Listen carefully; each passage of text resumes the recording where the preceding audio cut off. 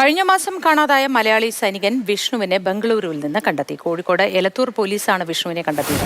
സാമ്പത്തിക പ്രയാസം മൂലമാണ് മാറി നിന്നതെന്നാണ് വിഷ്ണുവിന്റെ പ്രതികരണം. ഇപ്പോ ബാംഗ്ലൂരും മുംബൈയിലായിട്ടായിരുന്നു. അല്ലല്ല, ഞാൻ അല്ലാതെ എങ്ങനെ ഒറ്റയ്ക്ക് ഇല്ല അറിഞ്ഞില്ല. സാറുമാരെ കൂടെ ഇപ്പൊ വണ്ടിയിൽ വരുമ്പോൾ സാറുമാരെ പറഞ്ഞപ്പോഴാണ് ഇത്ര വലിയ ഫോണ് യൂസ് ചെയ്തിട്ടില്ലായിരുന്നു. ഇപ്പൊ കുഴപ്പമില്ല. ഇപ്പൊ അപ്പത്തെ ഒരു ഇതിന് പറ്റി ഹാപ്പിയാണ് ഞാൻ. കാരണം സാറുമാരും ഒരുപാട് പേര് ബുദ്ധിമുട്ടി, അതിലൊരു വിഷമമുണ്ട്.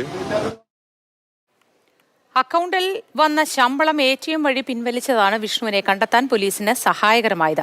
1000-ലധികം CCTV ക്യാമറകൾ പരിശോധിച്ചിരുന്നു. നമ്മൾ CCTV ക്യാമറകളിലൂടെ മാത്രം സഞ്ചരിച്ചിട്ടാണ്. നിങ്ങൾക്ക് ഊഹിക്കാം, ബോംബെ പോലുള്ള ഛത്രപതി ശിവജി ടെർമിനലിലൊക്കെ ദിവസം ആയിരക്കണക്കിന് ആളുകൾ സഞ്ചരിക്കുന്നതാണ്. ആയിരക്കണക്കിന് ലക്ഷക്കണക്കിന് ആളുകൾ. അവിടെയാണ് നമ്മൾ 3 പേർ ദിവസവും രാത്രി പകലെന്ന് വ്യത്യാസമില്ലാതെ പരിശോധിച്ച് ഇദ്ദേഹത്തെ ഒരാളെ നമ്മൾ ഐഡന്റിഫൈ ചെയ്യുന്നത്. അങ്ങനെയാണ് നമ്മൾ ഉദ്യാൻ ട്രെയിനിൽ ഇദ്ദേഹം സഞ്ചരിച്ചിട്ടുണ്ട് എന്ന് മനസ്സിലാക്കിയത്.